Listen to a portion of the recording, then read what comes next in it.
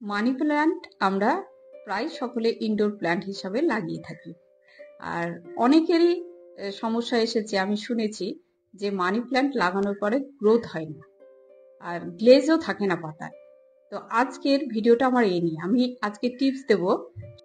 শুধু বড় জায়গা না, ছোট ছোট জায়গাতেও হবে মানি প্ল্যান্ট আর গ্রোথ হবে খুব ভালো। তো সেই নিয়েই আজকের আমার ভিডিও। আসসালামু আলাইকুম, আর গার্ডেনে আপনাদের সকলকে স্বাগত। ইনডোর প্ল্যান্টসগুলোর মধ্যে মানি প্ল্যান্ট হচ্ছে অন্যতম একটা প্ল্যান্ট, যা আমরা মাটিতেও করতে পারি, জলেও রাখতে পারি, আর খুব ভালোভাবে গ্রো করে। ছোট জায়গাতেও করে, বড় জায়গাতেও করে, আর খুব সুন্দর আর কি হয় আর কি। তো এরকমই আমি মানি প্ল্যান্ট দেখতে পাচ্ছেন ছোট বোতল কাটিং এর মধ্যে লাগিয়েছি।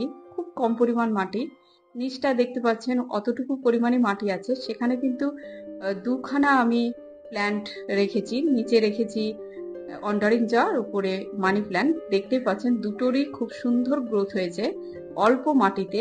তো মাটিটা তৈরি করার একটা বিশেষত থাকেই। ইনডোর প্ল্যান্টস এর মাটি কিভাবে তৈরি করতে হয় আমি নেক্সট ভিডিওতে শেয়ার করব। তো আজকে আমি বলবো যে খুবই একটা সহজ উপায়, যে উপায়ের মধ্যে আপনার মানি প্ল্যান্ট আর কি তত্তর করে বেড়ে যাবে খুব অল্প দিনের মধ্যে। এগুলো কিন্তু আমার খুব অল্প দিনে লাগানো, প্রায় মাস দুয়েক আগে লাগিয়েছি, আর সেখান থেকে কিন্তু খুব সুন্দর গ্রোথ হয়েছে। আর এর জন্য আমি ব্যবহার করি চা পাতা। এখানে আমি র চা পাতা নিয়েছি, আপনারা চাইলে ইউজ করাও নিতে পারেন, তবে অবশ্যই আপনারা চা পাতাটাকে ধুয়ে ফেলবেন, ধুয়ে ফেলে তারপরে ইউজ করবেন। এটা আপনি চা পাতাটা ছেঁকে নিয়ে লিকারটা জাস্ট পাতাতে স্প্রে করতে পারেন, তাহলে দেখবেন পাতার গ্লেজ বাড়ে।